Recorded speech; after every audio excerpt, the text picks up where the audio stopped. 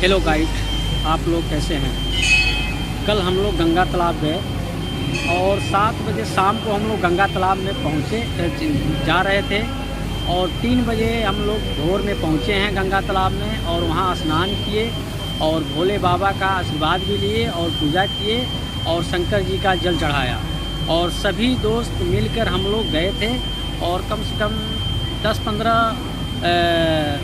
दोस्त थे जो साथ में हम लोग गंगा तालाब पहुँचे थे और मेहनत किए हम लोग। कुछ जगहों पे हम लोग पैदल भी गए और हम लोग पहुँच गए गंगा तालाब में और वहाँ जाके हम लोग पूजा किए। लेकिन गंगा तालाब में जाने के बाद वहाँ मौसम थोड़ा ख़राब हुआ जिससे हम लोग परेशान थे, लेकिन भगवान के दरबार में गए हैं तो सब परेशानी दूर हो जाती है। तो हम लोग वहाँ जब भगवान के दरबार में गए तो बारिश एकदम हो रही थी, कुहासा छाया हुआ था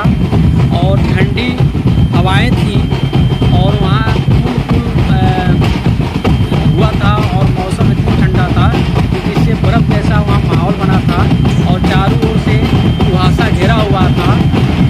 दिखाई भी नहीं दे रहा था। फिर भी हम लोग उस ठंडों में हनुमान जी के ऊपर भी जाके हम लोग